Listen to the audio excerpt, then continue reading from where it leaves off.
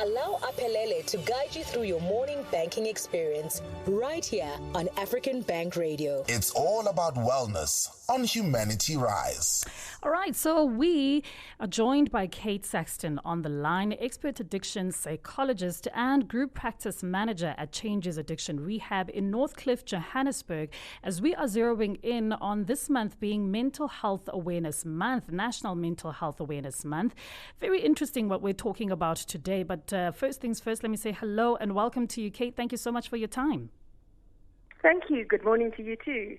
So interestingly, we are talking about addiction, substance abuse or substance use disorder or addiction, but it is Mental Health Awareness Month. Where do these two meet? How do they relate, I suppose, to one another? Absolutely. Addiction is very much a mental health illness. Mm-hmm. It is classified as a brain disease, and as such, it affects the brain and it affects the mental health. Mm-hmm. And the comorbidity of other mental health issues in conjunction with addiction is incredibly high. Yeah. So it's very prevalent, and I think often people think addiction is not related to mental health, but it is very much on the high priority of the mental health issues. Yeah. So let's talk a bit about that. The fact that, we tend to consider and associate addiction more with, a societal disease rather than an actual ailment or an actual mental health disorder. Absolutely. Absolutely. I think because things like alcohol are freely available, now the assumption that marijuana is legalized. Mm-hmm. I think it almost condones the usage, but there's a fine line between usage and misuse. Mm-hmm. And people don't understand that they are maybe predisposed to addictions when utilizing these substances.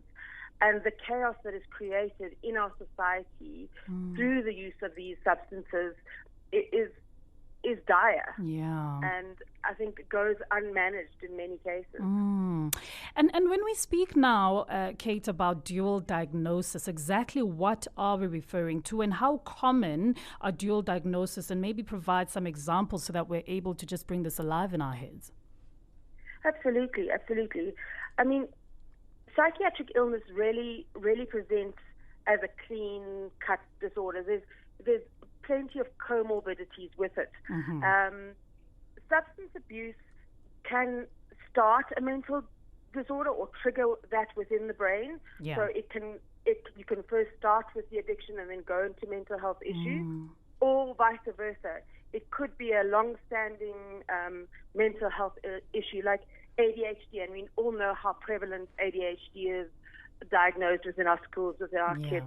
Yeah. So, it predisposes them to a higher risk of creating an addiction in their lives and creating that chaos. Kids with ADHD, generally their lives are quite unmanageable anyway. With the contribution of an addiction to that, behaviorally they battle a lot with that. Yeah.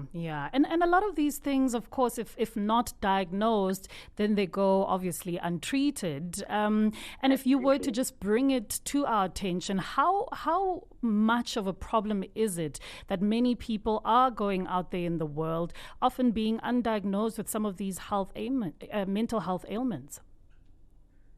Well, I think it gets to a point where it actually, from an economy perspective, it can be crippling to an economy. Yeah. Because I think if within organizations themselves, call centers, that there's a high prevalence of addiction, incredibly high, and the results in sick leave, in abuse of company resources, productivity, it can be incredibly crippling if not dealt with effectively within a country. Yeah. So, it's incredibly widespread, and without being recognized, I think, unfortunately, it leaves an economy very vulnerable. Yeah. And when we speak now about treatment of dual diagnosis cases, how does one, or how does maybe an organization such as yours go about treating dual diagnosis cases? Okay. So for us, we are highly aware that the dual diagnosis and the relevance that treating both concurrently is imperative. Mm-hmm. So we have quite a large, strong, multidisciplinary team. Yeah. So we're very holistic in the way we approach and look at our individual clients. Reality speaking, they get detoxed with us first, right, and then they get seen by a specialist psychiatrist who also looks for the underlying stuff. And we rely largely on her for guidance in terms of, okay, well, this is presenting, that's presenting, and then we structure our treatment plans according to the need of the individual and the concurrent mental health issues. And what role does, I suppose, the support of family and loved ones and society play in ensuring that, someone is adequately treated? Absolutely. Well, as I say, addiction is a family disease. Yeah. So I think the reality is, if families don't understand how they play a role in addiction. I mean, everybody's heard of tough love, but it's very hard to introduce into families, and families become very enabling and protective of the identified patient, which is generally the addict. Yeah. But as the addict gets sick, the family gets sick along with them. Yes. The stress, the financial implications, the legal implications, the future, and health issues are catastrophic and huge. Yeah. And I hear you talking about enabling families, where what I've seen is the direct opposite, right? Where there's a lack of tolerance, a lack of understanding, a lack of maybe extending yourself to understand, just the disease that is addiction. So they usually would toss someone to the side and get very impatient with them, not want to walk the journey with them, really consider them to be a nuisance. I don't know if you've seen such cases, and maybe what you would say to that person who's listening to us right now, who may have cast aside a family member. Absolutely. And I think enabling doesn't mean that those things don't exist. Right. Enabling is creating a platform. So, for example, it's bailing your loved one out of jail for the third time. Yeah. It's rescuing them or paying off their debts because they financially stolen, misappropriated, or stolen stuff and stolen from the family. So it's that kind of enabling. It does not come with the frustration and rejection, but that's where we come to detaching from the loved one's issues, but with love, with support. With love and support. Ensuring that they get the support that they need, but ensuring that the family equip themselves to be able to deal with it. Dealing with addiction is soul-destroying for parents. Yeah. Having to be hard. Where's the line between, but he's in danger? Well, as long as you allow him to stay in that position, he's going to continue. Sure. Unless you set the boundary very clearly, then the addiction continues, and he continues to take advantage of that. When we talk about addiction as a brain disease, it becomes a primary instinct to get your drugs. Yeah. And therefore, manipulation, coercion, threats are all part of the game. And the addict is out of control and unable to manage that for himself or herself.